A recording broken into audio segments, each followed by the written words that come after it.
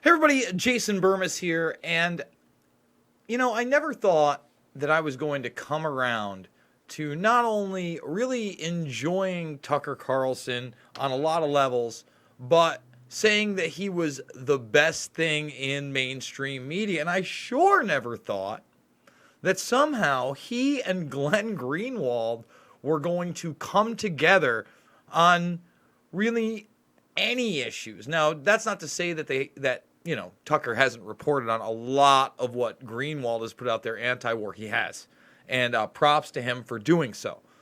But this interview between the two is awesome, just on so many levels. It's talking about what's going on with obviously the big censorship, demonetization, deplatforming issues, whether or not these are public squares. And before we go to the video, and we're going to break down a really great interview between the two. I mean, the exchange is awesome. And both of these guys have their problems. They have their pasts. They've done questionable things. I respect researchers who have put a lot of stuff out about both of them that's critical, and rightly so. However, when you look at the two issues they talked about here, I'm 100% on their side. But one of the things neither of them talked about, and I really wish they had, was that Vox and YouTube are absolutely financially in bed together. And I'm not seeing this as part of the argument. Again, it's this conservative argument. We are talking about free speech as well. But we reported on this.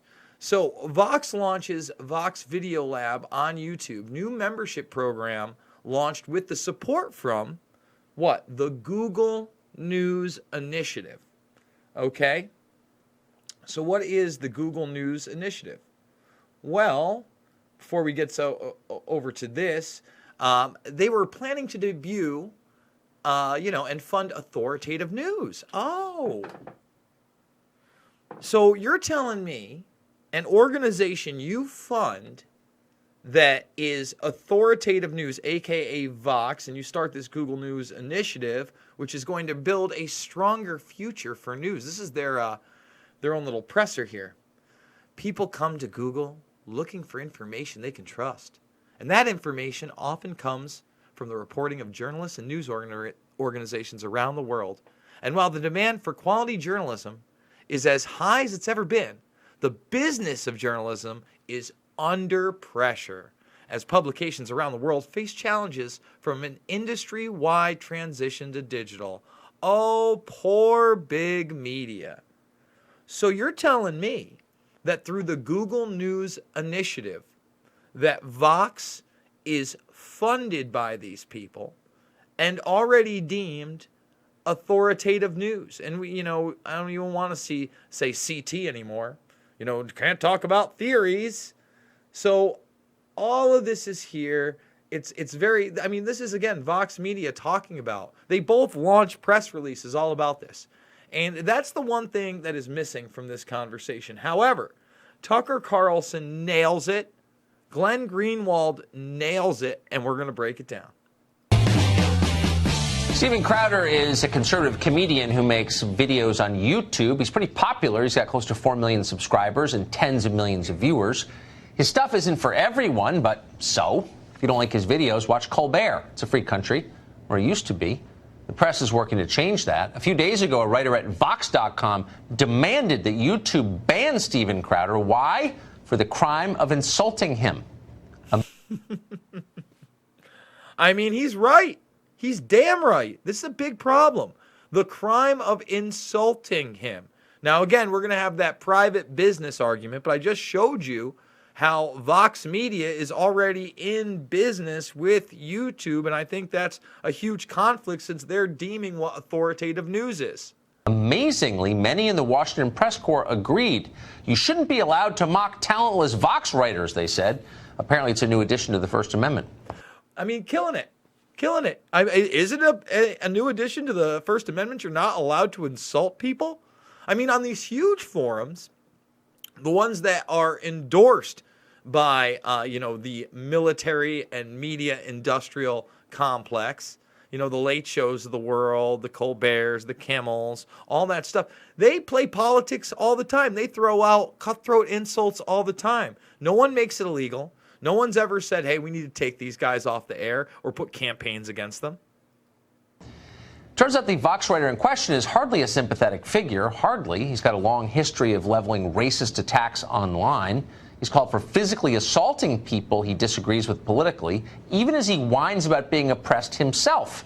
He is, in other words, a classic archetype on the left. He's a fascist posing as a victim. No sensible adult would take him seriously. And yet YouTube is obeying his commands. The company announced it will demonetize Steven Crowder's YouTube channel, killing his business. They did this even though in a statement they admitted that Crowder had broken no rules. Vox, amazingly, meanwhile, released a series of statements demanding that YouTube censor Crowder entirely, not just demonetize him, but bounce him off. All right, there it is. Think about this. So I'm Google. I'm already subsidized by the government, by taxpayers. I work with all these, especially Alphabet, the larger corporation above Google, above YouTube. All these little subsidiaries and, side companies, whatever. And then you go to the Google News Initiative. You build that up. You let people know that you're partnering with Vox. Vox complains, hey, Vox is an authoritative source. It's an this stuff is so Orwellian and circular and in your face. It's crazy. And Tucker, oh man, he's killing it. So much for freedom of the press. The real question, though, for the rest of us is, why is this allowed to continue? Let's stop pretending. Platforms like Twitter and Facebook and YouTube, these are the modern public square, obviously. Congress has acknowledged them as such. Section 230 of the Communications Decency Act gives tech companies special immunity from being sued for defamation or fraud, immunity that we don't have on this channel, for example. And the purpose of this is to allow, quote, true diversity of political discourse. It's a high-minded cause. The effect is immunity, and that immunity is worth tens of billions of dollars. It's one of the reasons the owners of Twitter and Facebook and Google are so rich. You guaranteed that to them through your representatives in the Congress. And yet, in return, these tech companies violate the terms of the deal every minute of every day. They're not open. Killing it. He's right. Listen, they just rewrite the rules. Why is one side or one person allowed to insult one group? Or if you just, again, become engaging. We talked about this. They want to ban engaging content that gets people to look outside of what the mainstream idealism being pushed is. And this mainstream idealism is out of control. Okay? We do need to fight back. And thank you so much, Vanessa Stoller. Thank you for sharing the vlogs as of late. Thank you for the work. Yes, we're going to keep doing these. Hey, look at this. Tucker killing it. He hasn't even got Glenn Greenwald on. And Glenn Greenwald, again, I may not agree with everything he says, everything he does. I'm glad The Intercept exists. Forums, they're ongoing exercises in control and censorship. The question is, how long will the rest of us stand for this? Glenn Greenwald co-founded The Intercept, and he joins us tonight. Glenn, thanks so much for coming on. So you don't have to be a fan of Steven Crowder or anyone to see this as a threat. A threat to one person's speech is a threat to all of our speech, is it not? Yeah, I personally find Steven Crowder to be just a contemptuous cretin as a commentator. I do think he's an infantile bully and bigot, which are not words I easily invoke. He didn't just criticize Carlos Maza. He mocked him for being gay and for being Latino. He used a lisp and things to ridicule him, sent a lot of harassment his way. But that's the point, Tucker, is that censorship advocates want our brains to only go to that most primitive first level of, do we hate this person, and are we therefore glad that they're being censored, without thinking about the framework being endorsed or the consequences that ensue from it. I personally, it resonates a lot for me because I've dealt with harassment far greater than what Carlos Maza is complaining of. I'm a gay man in a country, Brazil, that just elected a president driven by intense anti-gay animus. My husband's a member of Congress in the oppositional party. We've been mocked and derided with our sexual orientation, not by a random YouTuber newspapers, but by the president of the country himself on Twitter.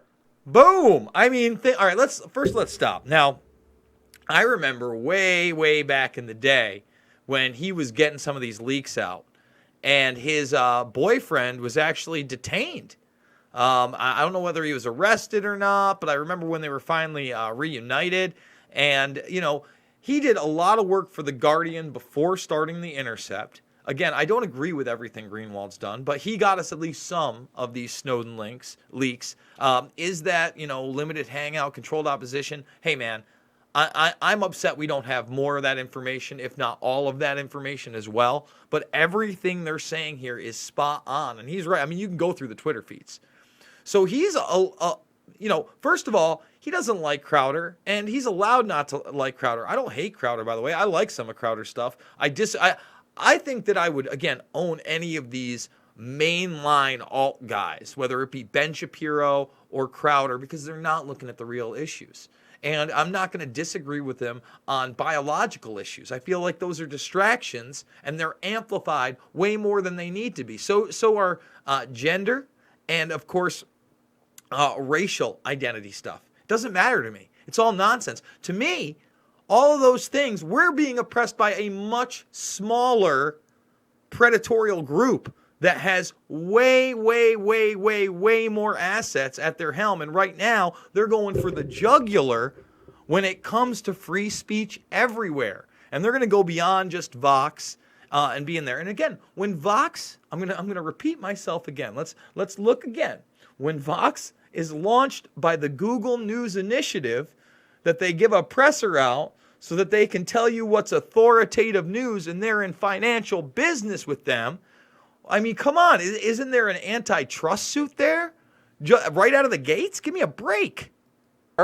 And his family members who are elected members of Congress. And it would never occur to me to run to social media companies to beg for censorship, because in part it's just something that comes with the territory of being a public figure, but more so because I don't want to live in a world where our discourse is policed and determined by benevolent overlords who run Silicon Valley companies, who are always going to cater to the most powerful faction. That's what happened here. YouTube caved in, not in defense of the marginalized person, but in defense of the powerful one, the one who, despite being gay and Latino, works for a major media conglomerate, and that's what they're all. A major media conglomerate in business with YouTube.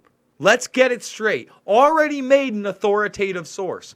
Already being funded by the Google News Initiative. Think about that. And I don't want to be a victim of benevolent digital overlords. Listen, this is a heart-to-heart to YouTube executives. I got nothing but love in here, baby. I'm no extremist. I want to walk hand in hand with my brothers and sisters of all colors, of all creeds, of all religions, as long as everybody is willing to be peaceful with one another. I'm not trying to be utopian. I don't think that exists. I understand, there's got to be a government and a police force. Me and Luke have had that conversation a million times. But I don't preach hate. And I don't preach divide. And I will always have a conversation over a conflict. And that's what we need. All right? So just taking away the conversation, who am I having a conversation with? It's all of you out there. And they fear that, it's coming at you in high definition at all hours of the day, and that you can access it at any time. And that people like myself aren't trying to promote a divided ideal, an old ideal, a partisan ideal, a liberal or a conservative one, a left or right one, because it doesn't exist. It doesn't exist except for in show. There is power, and that's it. And there's little power warring factions. And then there's puppeteers on top of them that come in the form of lobbyists and those who they speak on behalf of. And we continue up the ladder. It's all it is. It's a power game. Control over you. Has nothing to do with shitty partisan politics. All right? And that's why this is awesome, by the way. It's Twilight Zone awesome. We got Tucker Carlson, who used to be a huge neocon and warmonger all the time, on the quote-unquote right, on Fox News. Really bizarro land. Sitting here talking to openly gay Intercept founder and the man who put the Snowden leaks out about the same issue, and they're about to get into Assange, and it's all very important stuff. Always going to do is defend the mob and defend the powerful at the expense of those who are marginalized. That is such a good point. They're defending the power. Really quick, I just have to ask you, so you don't have immunity. You don't have the immunity that YouTube, for example, enjoys, was granted by Congress. You founded a pretty big and well-known site. If you libel someone, you can be sued. They're immune from that. Why do they retain that immunity?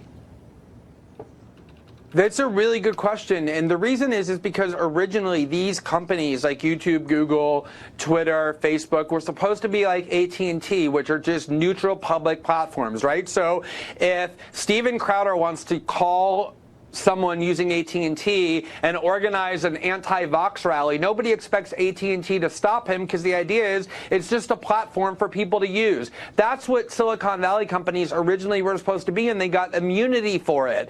In reality, this power to censor was not one that they wanted. It was one that was foisted upon them, amazingly, largely by journalists who were demanding that they remove voices from... Now, journalists. Now, let's talk about that, why it's journalists. Number one, again, we just talked about their little circular business model. Google News Initiative, Vox gets the money. Vox is an authoritative source. Now, Vox says we want to kick Steven Crowder off, and YouTube gets the money. And, I mean, come on. It's ridiculous. But the larger issue is that, obviously, shitty journalists that barely do their job, that are part of the establishment, have had it good for way too long and sold us lies. Their jobs are at risk. 1. 2, yes, your mainstream journalism is embedded with intelligence and disinformation. 100%. 100%. And then on top of it, the distributors of media like Bezos are contractually obligated to the NSA to keep and store their information at the tune of $600 million while they own the Washington Post. No conflicts of interest there. By the way, I don't think I said thank you to Tim Truth yet. Freedom of speech shall not be abridged. Congress and the president take on the oath to protect the Constitution from enemies, foreign and domestic. And that's why I'm a constitutionalist, baby. And listen, again, I always say, not a perfect document, but a document that brought us a system that was circular in its checks and balances so that none had too much power, and now we live in a national security state instead. Not one with a judicial, executive, or legislative branch. And quite frankly, guys, we don't live in a country where I would say if you went up to, 10 people, 3 people could name the branches of government. 3. I mean, maybe I'm wrong. I'd say 30% would be about right. I'd be shocked if you went even 50-50. From the internet. Imagine going into journalism and then begging corporations to silence and censor people. That's the real reason they ended up in this position. That is so nicely put. I got to ask you quickly. Federal prosecutors recently revealed an 18-count indictment against WikiLeaks. The founder, Julian Assange, is being charged under the Espionage Act for his role in helping to release leaked government documents. You've been very close to this story from day one. And your point has been that this could criminalize ordinary journalism. What do you mean? Well, a lot of your viewers probably remember that under the Obama administration, a lot of journalists were targeted and called criminals for working with sources, including James Rosen, who was called a conspirator for working with the source who leaked to him classified material. But at least they never went out and actually criminalized the people who published that material. The Trump Justice Department has taken that step now by saying that WikiLeaks is criminal, not because they stole the information, they didn't, but because they published it. And I think we've all seen on the left and right over the past several decades that the CIA, the NSA, the FBI are agencies that will abuse their power unless they have great transparency shined on them. WikiLeaks has done that, sometimes angering the left, sometimes angering the right, and that's why they want to criminalize Julian Assange, both to punish him for bringing transparency to the deep state, but also to create a theory hoping that everybody hates Assange, just like Steven Crowder, and therefore doesn't think about the consequences, that says that if you're somebody who publishes secret information, you can be turned into a criminal. And that's why it's so dangerous to press freedom. That's the key point. They pick someone, they whip the mob into a frenzy. Here's the person you should hate, and they distract us from the consequences of what they're doing, the consequences to us. Consequences to us and all of us. Guys, I'm banging out videos. If you didn't see my JFK deep dive, highly recommend it. Talking Assange, crypto coins, Facebook. Obviously, we did a lot of Bilderberg coverage, Angels of Death, corporate corruption within Big Pharma, Epstein. I'm trying to do a Nexium update maybe later tonight. We're kicking these videos out. Please support me by thumbsing these videos up, sharing them all over, not only social media, but if there's websites you got, you know, Activist Post is posting some of my stuff. Any of those really, really, really help. And, of course, hit that subscribe button. You could ring the bell for notifications. Probably not going to tell you. So why don't you just star my videos channel, come back and check. We're doing a bunch of videos a day. Guys, I appreciate it, and I will see you guys on the flip.